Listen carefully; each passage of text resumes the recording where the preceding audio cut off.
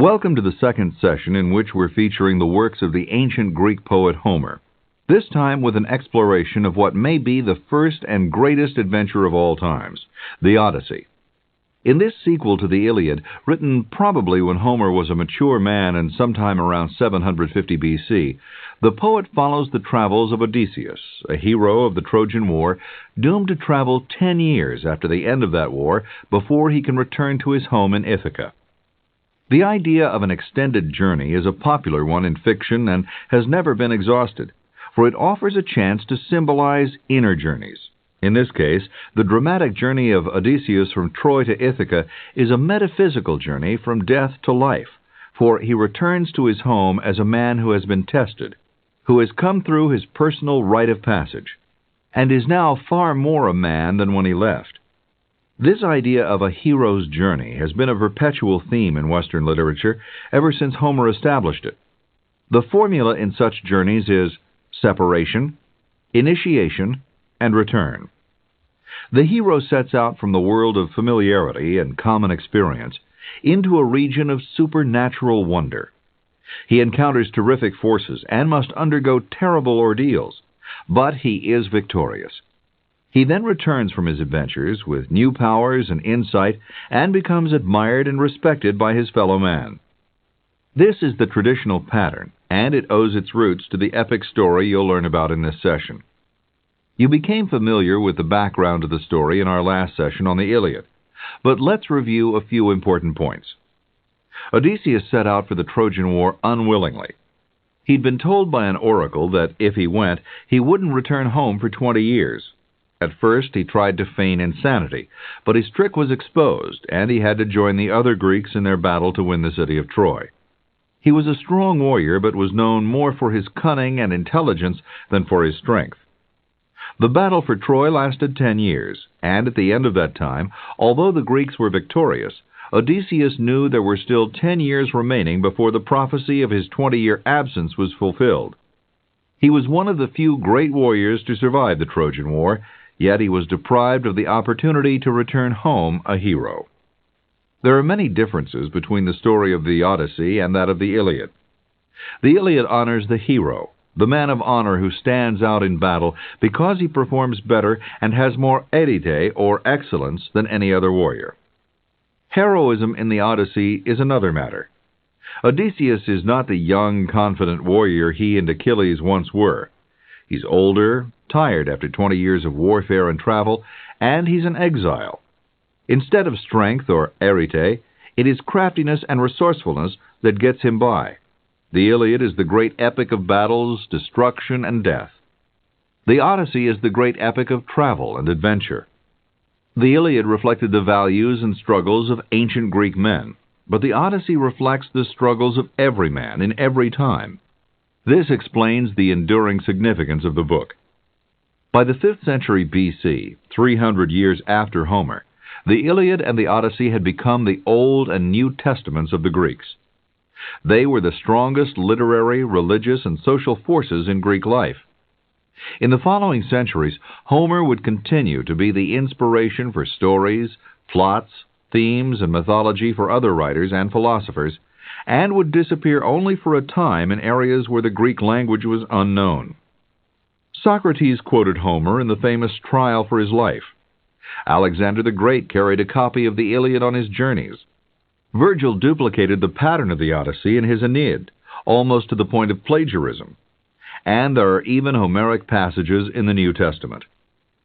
His influence continued through the Middle Ages and the Renaissance, and beyond, inspiring Dante, Chaucer, Shakespeare, Milton, Byron, Keats, Tennyson, and others too numerous to mention. In modern times, the effect of his work is just as strong, the two most famous Homer-inspired books being James Joyce's Ulysses and Nikos Kazantzakis' Odyssey. Films, too, have been profoundly influenced by Homer's epics, the most obvious example being Stanley Kubrick's 2001 A Space Odyssey, based on Arthur Clarke's novel that translated Homer's poem of land and sea into a space journey. The centuries of acclaim that have followed Homer are only part of his success, for he also gave the Greeks of his own time a national identity. Before Homer, Greeks tended to identify with their own region and kingdom, but it was his books that inspired in them a sense of unity and pride in being Greek. For that he has always been especially admired and appreciated in his own homeland. The Odyssey is organized into three main parts, and readers often find the chronology or order of events confusing. The first part of the book tells the adventures of Telemachus, the son of Odysseus. Telemachus has been at home in Ithaca awaiting his father's return, along with his mother and Odysseus' faithful wife Penelope. But shortly after the beginning of the book, Telemachus sets out on a voyage to see if he can learn news of his father. In the second part of the book, Homer relates the sea adventures and travels of Odysseus himself, as he relates them to his hosts, the Phaeacians. In the last part of the book, Odysseus returns to Ithaca and must re-establish himself in his household, which has been overrun by suitors seeking the hand of the loyal Penelope. Odysseus is not present in the entire first third of the book, although he's an indirect presence, since the thoughts and actions of the other characters center around him. The entire Odyssey takes place in less than 6 weeks, but in this 40-day framework, Homer includes the history of the past 19 years through flashback and recollection. We learn about the Trojan War, the fate of its heroes, and the adventures of Odysseus in the period that followed the war. The actual story begins at the end of Odysseus' wanderings, 40 days before he returns home. At this point, he's on the deserted island of Calypso, alone and weeping. He's already experienced enchanted isles, one-eyed giants, sorceresses, and cannibals. Homer chooses this moment because it's a pivotal point in the adventure. Odysseus has been tested, has triumphed, and can return home reborn. Before we begin the details of this Odyssey, here's a brief summary of the major characters in the story. The hero, Odysseus, is a native of Ithaca, a veteran of the Trojan War, a man short and strong in build, known for his cleverness and wiles. It was he who thought up the idea of the famous Trojan horse gambit, which gave the Greeks final victory over Troy. He's a favorite of Athena, goddess of war, wisdom, and craft. She is the shrewdest of gods, he is the shrewdest of mortals. Odysseus can be unscrupulous and merciless, but he's also resourceful, skilled, and has a curious, inquiring mind. Penelope is Odysseus' wife, and has become a symbol throughout the ages of fidelity. She waits devotedly in Ithaca for 19 years for the return of her husband, rejecting her many suitors and resisting the pressure of her community, which would like her to marry again. Even her own doubts as to whether Odysseus is still alive can't dissuade her from her loyalty. Telemachus is the son of Penelope and Odysseus. At the beginning of the story, he's an adolescent, but he proves his manhood later when he fights by his father's side. Eumeneus and Euryclea are two servants in Odysseus' household, who both remain faithful to the family and to its absent master. Eumeneus is a swineherd, and will later help Odysseus slay Penelope's suitors. Euryclea is Telemachus' nurse. Eurymachus is the leader of the suitors for Penelope's hand. He's a suave, hypocritical liar. Laertes is Odysseus' father. In grief over his lost son, he is withdrawn from the city and lives on a farm. Poseidon is the god of the sea and a sworn enemy of Odysseus. This is because Odysseus has blinded his son, the Cyclops. Circe is a goddess who tries unsuccessfully to turn Odysseus and his crew into swine. Her charms keep Odysseus from leaving her for a year. The Cyclopses are a race of one-eyed giants. Calypso is a minor goddess who keeps Odysseus on her island of Ogygia. Her name means concealer. The lotus eaters are people who drug themselves by eating lotus and spend their time in complete withdrawal from reality and a permanent state of euphoria. These are the characters, mortal and immortal, natural and supernatural, who play key roles in the Odyssey. Now let's begin the story. After the Greeks had defeated the Trojans at Troy, and peace had been re-established, the Greek heroes who survived returned home. All except Odysseus, who, after many adventures, had been taken captive by the goddess Calypso, who loved him, and kept him on her island. Odysseus longed for his wife Penelope and his son Telemachus. Unknown to him, Penelope was surrounded by suitors who had moved into her palace and who argued for her hand in marriage.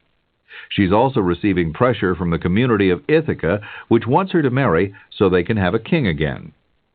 Now it's the time ordained by the gods for Odysseus' return. They meet on Olympus, except for Poseidon, enemy of Odysseus, who is absent. Athena, Odysseus' friend and guardian, asks Zeus to send a message to Calypso, saying she must release her captive. Then Athena herself goes to Ithaca, Odysseus' homeland, to see his son Telemachus. Athena adopts the disguise of a man and tells Telemachus she knows his father. She says he's still alive and advises Telemachus to send the suitors home and urge his mother to return to her father's house. There, if she wants to marry again, she can make the announcement and plan her wedding. Then Telemachus should set sail to find his father's former friends in battle. Perhaps they can give him clues as to his father's whereabouts. She suggests Nestor, the elderly advisor to the Greek troops at Troy, and Menelaus, the husband of Helen, who was the whole cause of the Trojan War.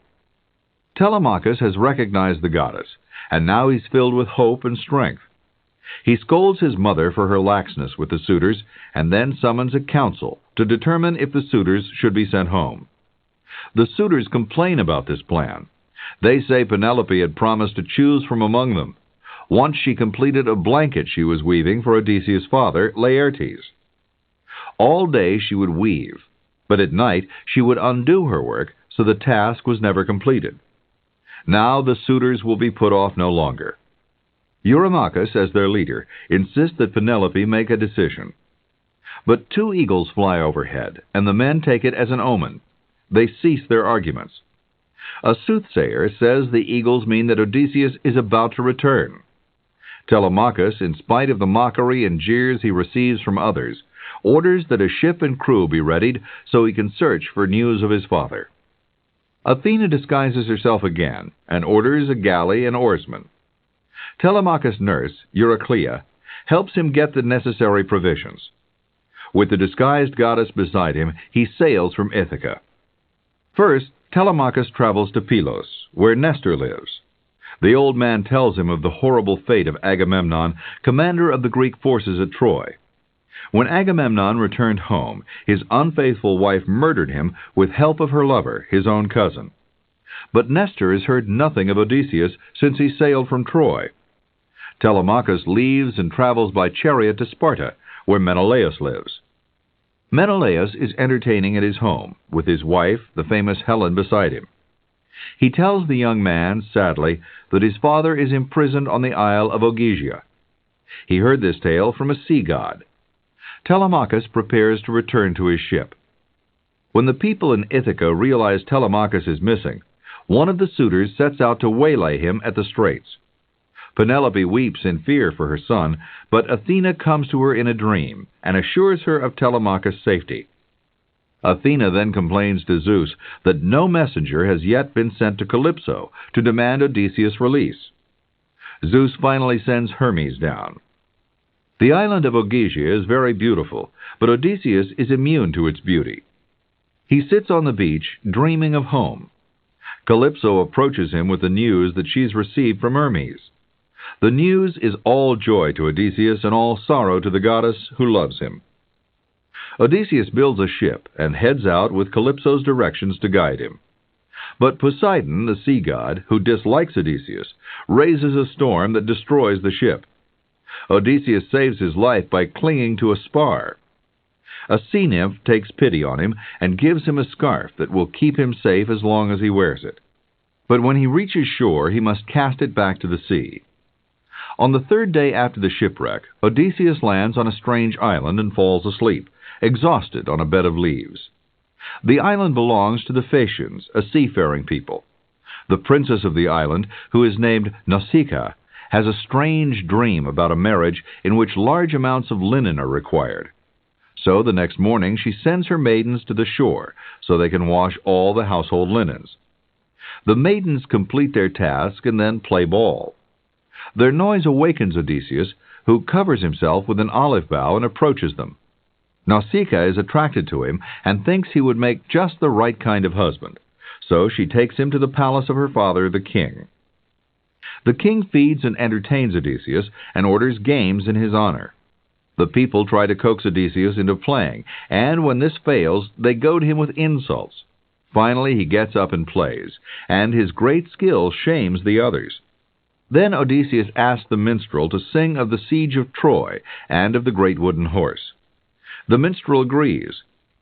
He sings of the final strategy of the Greeks, how they built a vast horse of wood, pretending it was an offering to the gods, then decamped and sailed away. The Trojans dragged the great animal inside the walls of Troy. A company of Greeks, hidden in the belly of the creature, poured forth during the night and opened up the gates for their returned comrades. With them they burned and pillaged the proud city. The bard sang that it was Odysseus who conceived the plan and who led the band inside the horse. It was also he who stormed the house where Helen was held and restored her to her Greek husband Menelaus. Odysseus begins to cry as the poet sings, so the king stops the tale. He asks why Odysseus is weeping, and his guest replies, "I am Odysseus." At that point, the entire story of Odysseus' wanderings comes out. He says he and his companions left Troy and landed on the shores of Thrace, where they had plundered the local towns. They feasted there until morning, when they were surprised by a band of natives who killed many of them. The survivors returned with Odysseus to the sea, but they were soon caught in a storm that carried them off course for 10 days. When they found land, they discovered they were in the strange land of the lotus eaters. Many of Odysseus' companions ate of the lotus and were drugged into such forgetfulness and serenity that they had to be carried by force back to the ship. There they had to be bound securely, for they refused to leave this land. The next stop was the island of the Cyclops, fierce giants with but one single eye in the center of their foreheads. Not knowing of this danger, Odysseus and his men set out to explore the island. They found a huge cave with vast stores of milk and cream, and sat down to await the return of the owner. The owner was a Cyclops, a son of Poseidon, and when he returned, he imprisoned the men and then began to devour them, 2 at a time at each meal. Luckily, Odysseus had with him a skin of strong wine. He gave it to the giant, who drained it, and asked Odysseus' name. Odysseus said it was No Man, and the Cyclops responded that since No Man had been so kind, No Man would be the last to be eaten. The wine had its effect, and the Cyclops fell into a deep sleep. Odysseus hardened a pointed stick of olive wood by charring it in the giant's fire. Then he and the crew thrust it deep into the single eye of the Cyclops. Blinded and screaming with pain, the Cyclops called for help, and the neighboring Cyclops came running, asking him who had injured him. When the Cyclops replied, "No man," they returned to their homes in disgust. Then the Cyclops rolled the huge stone from his cave door so his sheep would run out. He was sure the men would be hiding among them, and that if he felt among the sheep, he would find them. But Odysseus outwitted him. He tied the sheep 3 abreast, and tied a man under each middle sheep. Then he clung to the wool of a huge ram and made his own escape. When the Greeks reached the safety of their ship, Odysseus yelled back at the Cyclops to taunt him. The monster hurled a rock that barely missed the ship. Then Odysseus boastingly told the Cyclops his real name. The furious beast invoked the vengeance of his father Poseidon on this mortal who had destroyed his sight forever. The Greeks sailed on through unfamiliar seas, and at one point became the guest of the King of the Winds, whose name was Aeolus. When they left, Aeolus gave Odysseus an ox hide bound with a silver cord. Inside were all the winds of the world except Zephyr, who would carry them right to home. For 9 days and nights they sailed towards Ithaca, and during that entire time it was always Odysseus at the helm.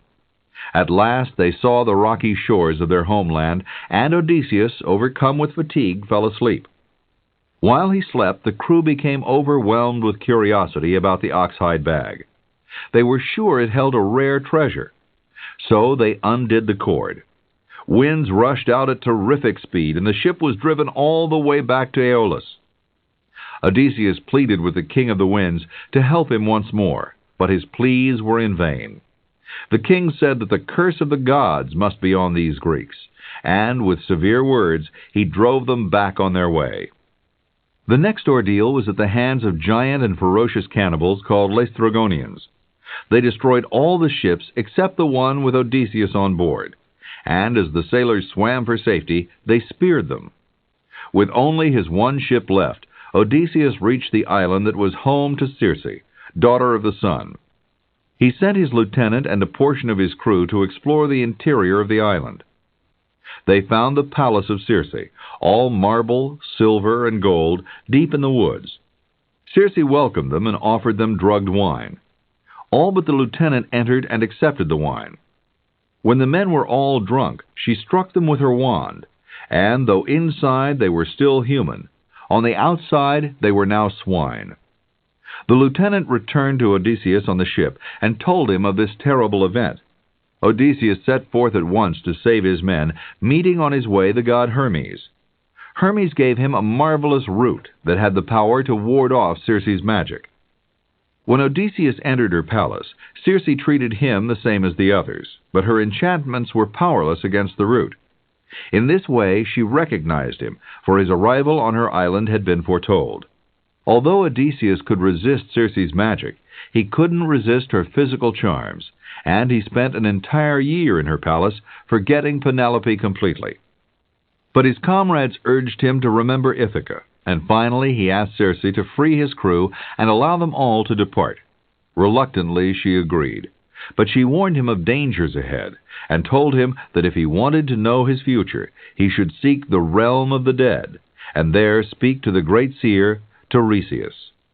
So Odysseus traveled on to the land of the Cimmerians, who live in total darkness in a region at the edge of Hades, the underworld. He reached a spot where two rivers mix at the entrance to Hades, and there he killed a black ram and a ewe, spilling their blood into a trench he dug. Immediately the shadows of death rushed forth, attracted by the smell of the blood. The prophet Tiresias arrived and told Odysseus his future. He said the flocks of the sun were pasturing on the coast of Sicily. If he and his companions injured them, he alone would escape, and would return home after long suffering. If they did not harm the herds, they would soon see Ithaca. Then Odysseus' mother appeared, and told him she had died of grief, and that his father Laertes was still living, but in memories and bitterness. After that came Agamemnon and Achilles, his two companions from the battle at Troy. Achilles told him of the dark, joyless life of Hades, and Agamemnon told him of his wife's betrayal when he returned from the wars. The ghosts crowded in on Odysseus, thousands and thousands of them, and for once losing heart, he raced back to his ship and sailed away as fast as he could. The men then sailed with great caution near the island of the Sirens. These twin sisters lured men to their death by the spell of their irresistibly beautiful singing. Odysseus had been warned of this by Circe, so he made his men plug their ears with wax. Then he had them tie him to the masthead, and made them swear not to release him no matter what he said or how he acted. This way he hoped to hear the magic of the siren songs without being destroyed. As the song of the sirens reached him, Odysseus desperately tugged and pulled at the ropes that bound him, but they held, and he passed by the island safely. Next they sailed through the strait that divides Sicily from Italy. On one side was a monster, Scylla, and on the other the monster Charybdis. 6 of the crew were destroyed, but by following the instructions of Circe, Odysseus was able to save the rest. Finally they reached the land where the oxen herds of the sun were pastured. Odysseus tried in vain to get his men to push onward, but they were weary and insisted on resting on shore. When their protests began to approach mutiny, Odysseus gave in, on the condition that no one must harm the sacred oxen. They still had sufficient supplies of corn and wine given them by Circe, and there was no need for further food. But then the weather turned bad, and they were forced to stay a month. The food ran out, and they lived by catching fish and trapping birds. One day, while Odysseus slept, the men slew some of the oxen and prepared to feast on them. But as they roasted the oxen, the meat groaned aloud on the spits, and the skins came to life and crawled after the men. The sun in a rage demanded vengeance, or else he swore to never again light the heavens, and to retire to Hades. It was Zeus, king of the gods, who exacted the revenge. As soon as the crew put out to sea, a terrible storm rose, and finally a lightning bolt shattered the ship, tossing them all into the sea. As prophesied, only Odysseus survived. He clung to the broken mast and barely escaped Charybdis, one of the monsters guarding the strait. He floated for 9 days, and finally was cast ashore on the island of Ogygia, where Calypso held him captive until the intercession of Athena, who won him a pardon from Zeus. Now the tale Odysseus has been telling is at an end. He begs permission to depart for Ithaca, and the Phaeacians agree to help. They load him with gifts and put him aboard a galley that is leaving that evening, and will arrive in Ithaca by morning. When they reach their destination, Odysseus is asleep. They carry him onto shore and leave him under an olive tree with his presents piled next to him.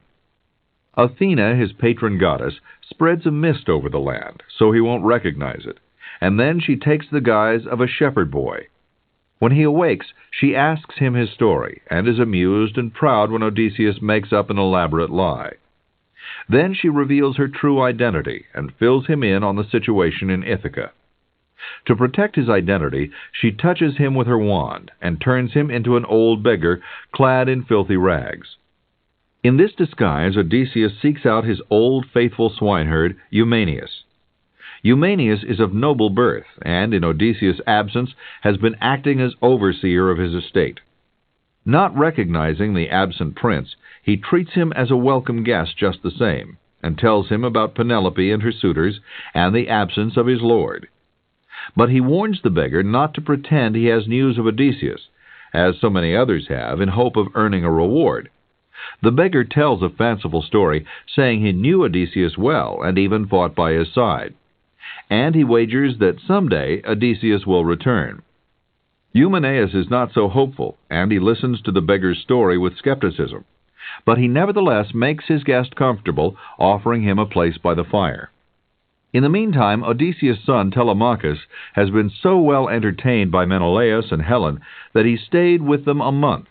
Athena comes to him in a dream and scolds him for his procrastination, telling him Penelope is under much pressure from her suitors, especially the wealthiest, Eurymachus. Jolted into action, Telemachus leaves the next morning, and as he departs, he sees an eagle fly overhead with a white goose in its talons. Helen interprets the omen to mean Odysseus is returning from afar and will wreak a terrible vengeance. Telemachus arrives in Ithaca and travels by foot to the lodge of Eumaeus, for he knows an ambush awaits him. The swineherd is joyous to see his young lord, and Odysseus must exercise great self-control in not revealing his true identity. Telemachus sends Eumaeus to tell Penelope of his safe return. Then, when father and son are alone, Athena appears, although she can only be seen by Odysseus. She tells him to make himself known. The rags Odysseus are wearing fall to the ground, and royal robes clothe him, and he is once more his imposing and noble self. For a while, both father and son are so overcome with emotion that neither can speak. Then they tell their stories, and they begin to plot. They consider who among the household has been faithful, and who will help them slay the suitors, for Odysseus will be content with nothing else. Telemachus returns to the palace, where he's greeted by the suitors with a pretense of courtesy. Eumaeus follows with Odysseus, who has once more donned the disguise of a beggar. But although the disguise conceals his identity from men, it does not fool his old dog Argus, who recognizes him at once and feebly wags his tail. The faithfulness of his old hunting dog brings tears to Odysseus' eyes. Argus rises and tries to meet his master, but the effort is too much, and he dies. Odysseus enters the hall and begs some food from each suitor. None are so cold that they refuse except for one named Antinous, who hurls a stool at the beggar. This is such a blatant violation of Greek hospitality that the others rebuke him. Then another beggar appears, a brawny man who threatens to drive Odysseus from the hall. With one great blow, Odysseus breaks the jaw of his rival and then drags him out into the courtyard. The suitors mock the beggars and present Odysseus with a sham victory prize of mincemeat and blood. One of them, a gentle young man, is kind to him, and Odysseus is moved by the fate which awaits this youth.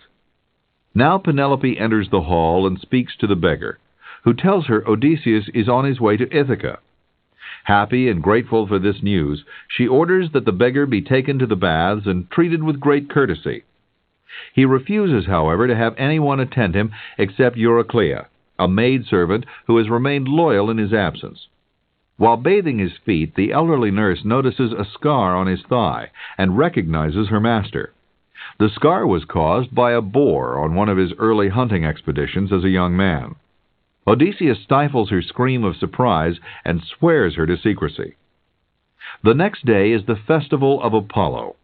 The suitors all come to the hall to make revelry, and they continue to make fun of the beggar. A seer warns the guests that portents of doom are evident, but they jeer at him and tell him he's as unwelcome as the beggar. Penelope enters, carrying Odysseus' bow, which he'd left behind when he left for Troy. She tells all present that her husband could drive an arrow through the hollow rings of 12 axe heads set in a straight line. She says that if any suitor present can duplicate this feat, he will have her hand in marriage.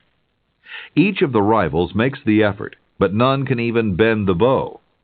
When the beggar announces he will try, all the men laugh. But he picks up the bow, bends it easily, and sends an arrow directly to the target, barely even taking time to aim. Now it is time for his vengeance.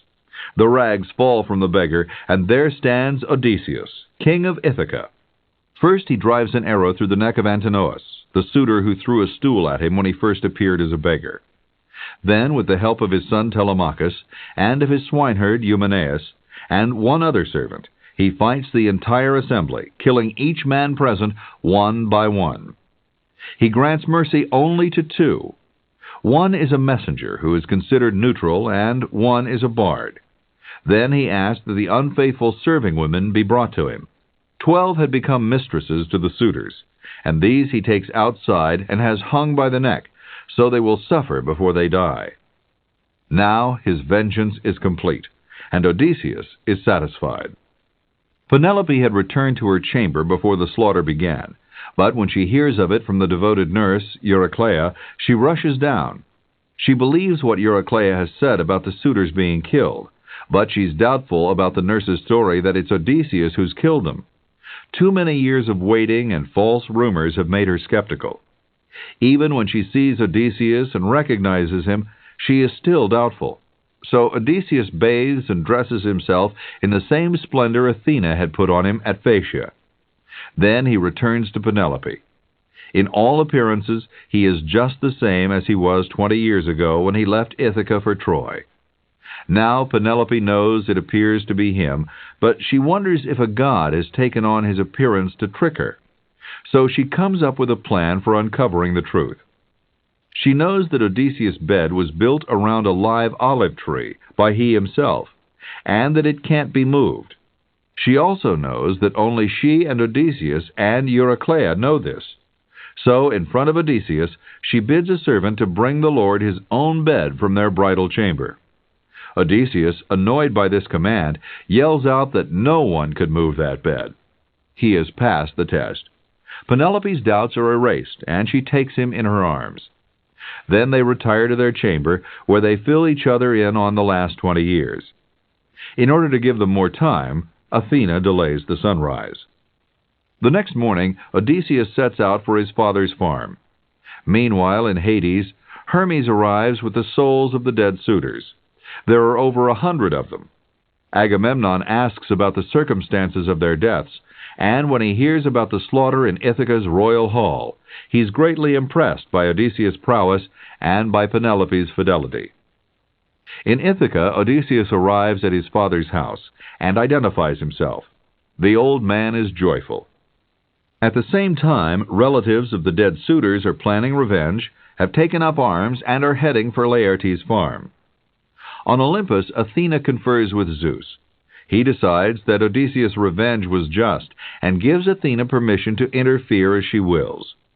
When the angry kinsmen arrive at the farm, Odysseus leads out his small party to meet them. Laertes, Odysseus, Telemachus, and their supporters kill several in the group, and the rest flee in panic. Athena arrives and orders an end to the conflict. Zeus sends down a thunderbolt that sanctifies this command, and the battle ends. Later, Athena establishes peace between the factions, and Odysseus resumes his reign as king over a happy and peaceful kingdom. At the end of the Odyssey, it seems that the troubles and conflicts of Odysseus are finally over, at least for the time being. Yet these struggles have been instrumental in the growth and development of his character, and seem even to be his lifeblood. For Odysseus is a man who can only truly be involved in life through conflict. He's a man who would languish unhappily on the beautiful island of Calypso, which other men would consider a paradise. Involvement in life and with men must contain struggle to this hero, or it has no value. He willingly faces every test of wit and strength, and even seeks these tests when they don't readily appear. In this sense, Odysseus is an example of the new man who is developing in the Homeric age, the individual, and more specifically, the individual who was in conflict with the old communal order. Even though the community of Ithaca would like their queen to remarry and establish order in the land, Odysseus comes charging in and upsets those plans with the sheer force of his will. Odysseus is also a strong contrast to his crew, which functions as a community, and one that is dependent on their leader. Odysseus stands alone and independent. The goal of the hero of the Odyssey, like the hero in the Iliad, is to lead a glorious life, and thus defeat death. Such a life should involve struggle and the knowledge of one's mortality, the knowledge that one is not a god. This is not a discovery that necessarily should bring despair, since Homer clearly shows the superiority of the mortals in both books. The gods were neither just nor merciful. They were gods simply because they were immortal and possessed special powers. Homer gives a glimpse into what life would be like without struggles and conflict when he introduces us to the society of the Lotus Eaters, who are drugged into an almost inanimate state. Next to Odysseus, with his striving, questioning, and battling, they seem like death in life. The struggles of Odysseus are key to the typical hero's journey. He must first experience several periods of danger and near death before he is reborn and can live life as a fully formed man, with inner awareness and strength. His wanderings become a symbol of the wanderings of his soul, the quest for understanding, insight, and truth. There are many obstacles on this journey, and each requires great courage and faith. But the reward is great, for when the hero has been steadfast and has remained true to his dream, he reaches his final and ultimate destination. He is delivered home.